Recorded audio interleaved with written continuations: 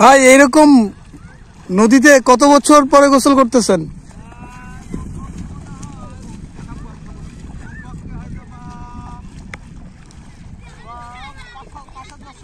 পাঁচ সাত বছর পরে এরকম নদীতে গোসল করতেছেন, কেমন লাগলো? এরকম একদম ছোটবেলার স্মৃতিতে চলে গেছেন। আচ্ছা আচ্ছা,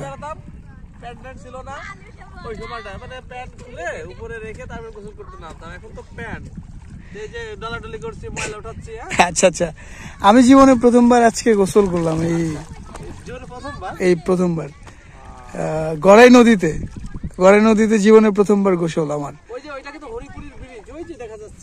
ওই যে দেখা যাচ্ছে হরিপুর ব্রিজ, এটা না?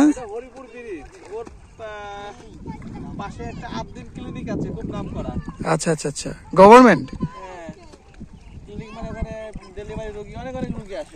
আচ্ছা আচ্ছা আচ্ছা,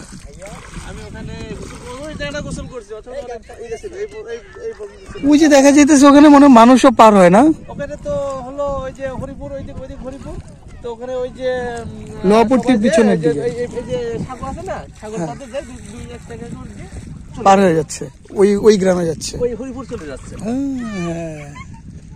আর যখন পুরাটা একদম পানিতে লেভেল হয়ে যাবে তখন ওই সে লঞ্চে যে বটবটি দেয় না, ওই কি বলে স্টিমার, না না এই দোস্ত কি বলে, ওই যে স্টার্ট দেয় নৌকা, সেলো মেশিন, ওইটা চালিত হবে, ওখান থেকে পারাবার করবে এই।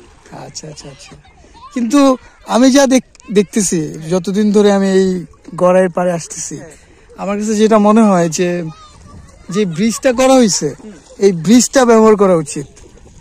এখন বাণিজ্যিক ক্ষেত্রে যদি আমি এখনো যদি ট্রলারে যাতায়াত করি, আমার ব্রিজ থাকা সত্ত্বেও, সেটা আসলে কতটা যৌক্তিক?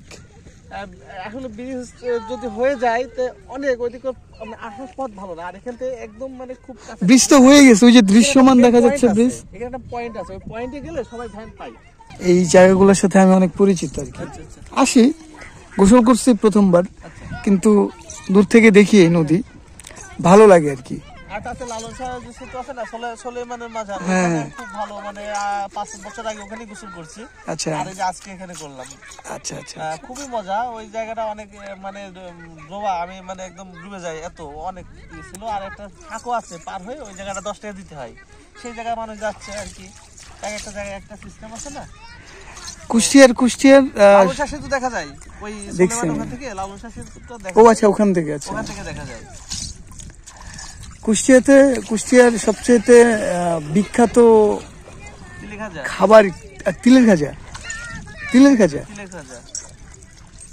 ভালো তিলের খাজা ই করতে পারলে আছে তো, ভালো তিল দিয়ে বানায় যেগুলা, ওগুলো দাম রাখে বেশি। যেমন আমার হাতে যে ঝুড়িটা, এটা কাঁচা না কি পিতল, যাই হোক। আর এমনিতে যেটা দেখা যায় সেটা হলো ওই টিন নাকি, এটা দিয়ে বানানো। আচ্ছা, হ্যাঁ, এটা আমি এক ভাইয়ের কাছে নিয়ে আসলাম, বললো যে কত দিব, আমি বললাম কত দিব, তো বললো যে 800 টাকা দিলে হবে দুইটা। আচ্ছা, আমি আর কোনো কিছু বলিনি, তো 200 টাকা দিয়ে চলে আসছে। হ্যাঁ, আমার কাছে মানে 12 বছর নেই ছিল, যে আমি বাজাচ্ছি, এটা দিয়ে খুব মজা পাইছি। 2 লাখ টাকা মানে এনজয় করছি এটা দিয়ে। আচ্ছা, 2 লক্ষ না, 2 কোটি, তারও বেশি হবে। এমনি কোনো গানের আসরে বসেন নাই আজকে? হ্যাঁ, বসছি তো, এইটা হ্যাঁ হ্যাঁ বাজাচ্ছি, ভালো লাগছে। হ্যাঁ, খুবই ভালো লাগছে।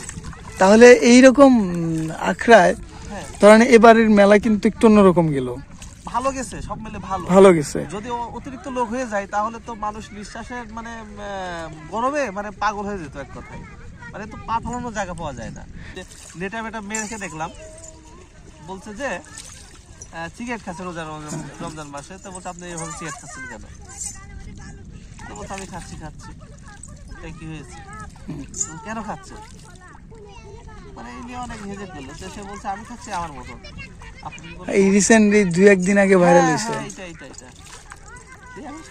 আসলে কি স্বাধীনতা বড় কথা না, বড় কথা হচ্ছে বাংলাদেশ, হ্যাঁ বিউটিফুল কান্ট্রি, কিন্তু ওই যেটা পয়েন্ট ছিল যে আসলে প্রত্যেকটা মানুষই যার যার জায়গায় আলাদা আলাদা ব্যক্তিত্ব, আলাদা আলাদা মানসিকতা, আলাদা আলাদা এক মানুষ, ভেতরের মানুষ।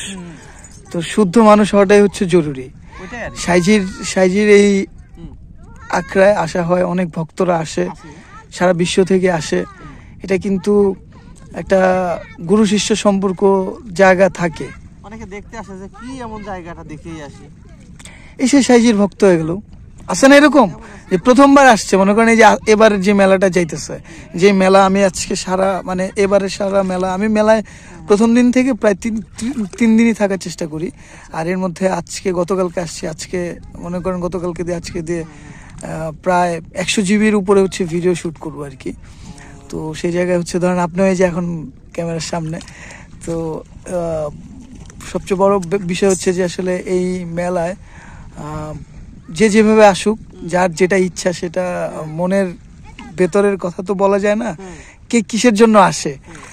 অনেকেই শূন্য হাতে এসে অনেক কিছু নিয়ে ফিরতেছে কিন্তু মানে এই আখড়া থেকে, তাই না? এরকম আছে কিন্তু প্রশান্তির জায়গা থেকে। তো ব্যাপারটা হচ্ছে ওইটা। তো ভাই কথা বলার জন্য অনেক ধন্যবাদ। বালি এরকম আর না জমায় বালিগুলো এখন শরীর থেকে ছাড়ান, চলেন আমরা বের হই, আমরা আকসার দিকে যাই। হ্যাঁ, আমরা এখন সামনের দিকে রওনা দিব। আর 10 মিনিট মানে 2-4 মিনিট যে একটু পানির ভিতর ইয়ে করে একটা লাস্ট ডুব। আচ্ছা, ওকে ওকে ওকে। আগাবো যে এখন সামনে যে একটু ওই যে এইটা বাজাবো, ওরা গান গাবে, মজা নিব আর কি। না মানে সেবা এটা মানে মিশে যাচ্ছে, আমি সেবা নিবেন না, এটা আমি বাজাতে সেবা পারি নিবেন না, এখন যাই সেবা নিতে হবে।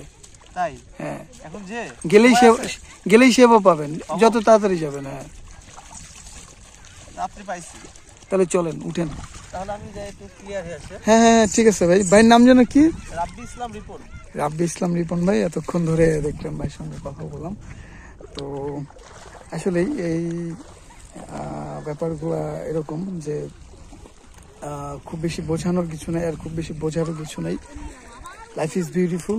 আমরা আমাদের জীবনে অনেক ভালো ভালো মুহূর্ত কাটাই, যেমন এই যে একটা মুহূর্ত কাটাচ্ছি আপনারা দেখতেছেন, একদম নদীর পাড়ে, একদম শিশু বাচ্চা গড়াই নদীর মধ্যে ঝাঁপ দিল গিয়ে।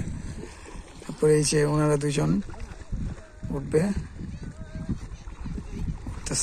ঠিক আছে, দেখা হচ্ছে কিছুক্ষণ পরে।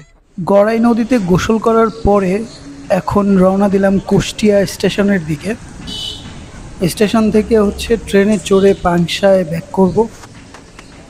তো কুষ্টিয়ার এই সাইডগুলো দিয়ে আমি এর আগে কখনো যাতায়াত করি নাই, আজকে প্রথমবার এই সাইডগুলো দিয়ে যাতায়াত করতেছি। তো রেল লাইনের পাশ দিয়ে যেরকম ঘরবাড়ি থাকে ঠিক ওই রকম ঘরবাড়ি দেখা যাচ্ছে, প্লাস হচ্ছে কিছু ভাঙাড়ির দোকানপাট দেখা যাচ্ছে। এই রেল লাইন বরাবর হাঁটলেই সোজা গেলেই কুষ্টিয়া স্টেশন, আর ওই স্টেশনের পরে আবার আরেকটা স্টেশন আছে, ওইটা হচ্ছে কুষ্টিয়া কোর্ট স্টেশন। তো আমি কুষ্টিয়া কোর্ট স্টেশনে যাচ্ছি না, আমি আগেই যে স্টেশনটা আছে ওটাতে যাচ্ছি। আর ওখানে গেলেই হচ্ছে আমার পাংশা যাওয়ার যেই ট্রেনটা, সেই ট্রেনটা আসবে। আসলে ট্রেনে চড়ে আমি পাংশায় যাব। ওই যে দূরে দেখা যাচ্ছে ওইটা হচ্ছে স্টেশন। আমি এখন স্টেশনের কাছাকাছি চলে আসছি প্রায়। তো এই কুষ্টিয়াতে আমি আরও ফিরে আসতে চাই, আরও বহুবার ইনশাল্লাহ। আমি আপনাদেরকে নিয়ে আরও বহুবার আসবো এই কুষ্টিয়াতে। আর এবারের যাত্রায় যতটুকু ঘুরে দেখানো সম্ভব হয়েছে আমি আপনাদেরকে ঘুরে দেখানোর চেষ্টা করছি। তো কুষ্টিয়াতে আসলে ঘুরে দেখার মতো অনেক জায়গা আছে, ইভেন লোকাল এরিয়াগুলোও আপনারা চাইলে এসে ঘুরে ঘুরে দেখতে পারেন। যেমন আমি এই সিরিজটাতে যেভাবে ঘুরলাম, যেভাবে চেষ্টা করলাম আপনাদেরকে ঘুরে ঘুরে যতটুকু দেখানো সম্ভব হয়েছে ততটুকুই দেখানোর চেষ্টা করলাম।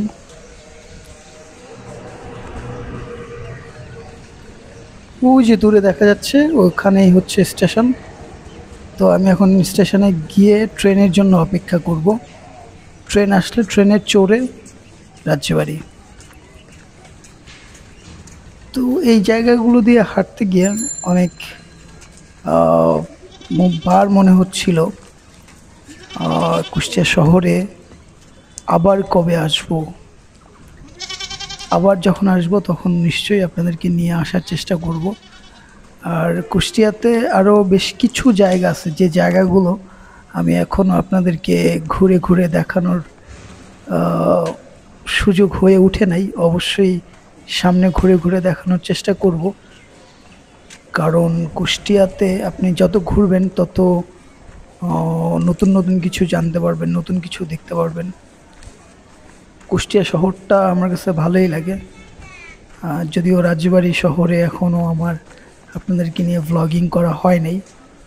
খুব তাড়াতাড়ি রাজবাড়ী শহরে যাব, আপনাদেরকে নিয়ে রাজবাড়ী ঘুরে দেখানোর চেষ্টা করব। তো আমার এলাকা হচ্ছে পাংশা, কিন্তু পাংশা হচ্ছে রাজবাড়ির একটা থানা। রাজবাড়ির একেবারে যেই লোকাল এরিয়াগুলো সেগুলো আপনাদেরকে নিয়ে ঘোরার চেষ্টা করব নিশ্চয়ই। তো আমি এখন স্টেশনে চলে আসছি, অনেক পুরনো একটা স্টেশন, আপনারা দূরে দেখতেছেন, প্ল্যাটফর্ম দেখতেছেন অলরেডি। এটা অনেক পুরনো একটা প্ল্যাটফর্ম দেখেই মনে হয়। তো এই প্ল্যাটফর্মে বসেই এখন আমি ট্রেনের জন্য অপেক্ষা করব, আর খুব বেশি সময় লেট হবে না, ট্রেন হয়তো খুব তাড়াতাড়ি চলে আসবে।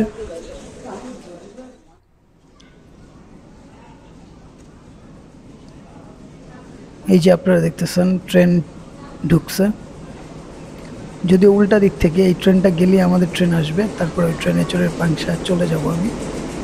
তো আপনারা যে যেখান থেকে দেখতেছেন, ইউটিউব চ্যানেলে দেখে থাকলে সাবস্ক্রাইব করেন, ফেসবুক পেজে দেখে থাকলে ফলো করেন। দেখা হচ্ছে অন্য কোনো ট্রাভেল সিরিজে।